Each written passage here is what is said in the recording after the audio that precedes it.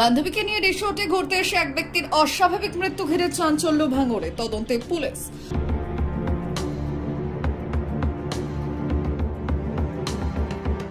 আমি যখন মিষ্টি দোকানে যাচ্ছি তখন দেখি উনি জ্যান্ত আছে, তারপরে ফিরে এসে দেখলাম মরে গেছে। কলকাতা থেকে বান্ধবীকে নিয়ে ঘুরতে এসে এক ব্যক্তির অস্বাভাবিক মৃত্যু ঘিরে চাঞ্চল্য ছড়ালো এলাকায়। ঘটনাটি ঘটেছে দক্ষিণ 24 পরগনা জেলার ভাঙড় থানার পদ্মপুকুর এলাকায়। আমি সুচিস্মিতা হালদার বলছি। আমার হাজব্যান্ড সুশান্ত হালদার আজকে মারা গেছেন।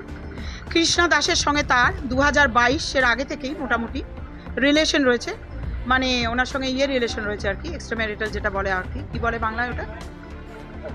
হ্যাঁ, ওরা প্রত্যেক রবিবার দিন এই গ্রামটা কি আছে এখানে, ওই যে ঘটকপুকুরের দিকে এসে এক একটা বনপতি রিসর্ট, এক একদিন এক একটা রিসর্টে এসে ঘুমোয়, শোয়ে থাকে, ফুর্তি করে, এনজয় করে, কোয়ালিটি টাইম।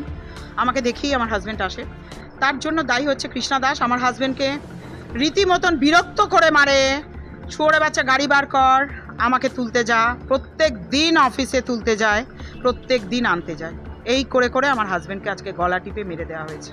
ঘটনার সূত্রে জানা যায়, বান্ধবীকে নিয়ে এক ব্যক্তি ঘুরতে আসে হারোয়া থানার ঘোষপুর এলাকার কাছে একটি রিসোর্টে। এরপর রিসোর্ট থেকে ফেরার পথে ভাঙড়ের পদ্মপুকুর এলাকায় ওই ব্যক্তির অস্বাভাবিক মৃত্যু হয়। এই খবর ছড়িয়ে পড়তে এলাকার মানুষজন জড়ো হয়। তবে স্থানীয় বাসিন্দাদের অভিযোগ, তাকে শ্বাসরোধ করে খুন করা হয়েছে এবং জানায় ওই ব্যক্তি তার বান্ধবীকে নিয়ে ওই হোটেলে ঘুরতে আসে।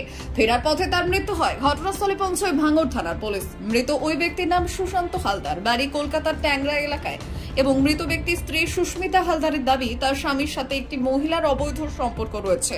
তারা প্রতি রবিবার বিভিন্ন হোটেলে ঘুরতে যায়, আর আজ হারোয়া থানার ঘোষপুর এলাকার একটি হোটেলে তারা ঘুরতে আসে। ফেরার পথে তার স্বামীর মৃত্যু হয় এবং তার স্ত্রীর দাবি তাকে খুন করা হয়েছে। ঘটনার তদন্তে ভাঙড় থানার পুলিশ।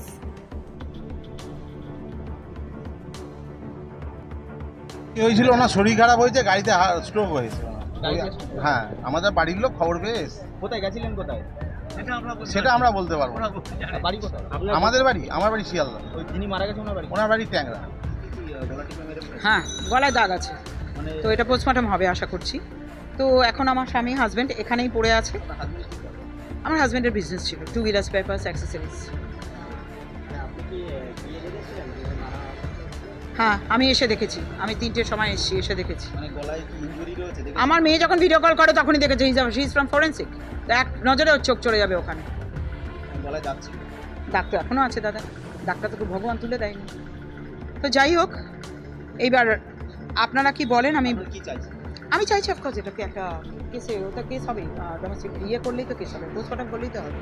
মেয়ে ছেলেটাকে ফাঁসাবো, মেয়ে ছেলেটা তো অলরেডি তো ঢুকে পড়ে আছে। আমার হাজব্যান্ডের সঙ্গে 3 বছর ধরে তো লটকাচ্ছে, তো আমি ছেড়ে দেবো? সুশান্ত হালদার। ওর মেরে ফেলেছে, ওই মেয়ে ছেলেটা মেরে ফেলে গলা টিপে। এখানে 3-4 জন আছে। এখানে আমরা যদি বিশাল একটা কেতাল আছে, ঠিক আছে, আমরা কেতাল থেকে ও লোকটা দেখি ও ভেতরে আছে, ভেতরে দেখি আমি মিষ্টির দোকান থেকে ঘুরে আসলাম, এদের মরে গেছে। Bureau report, ICTV news Bangla.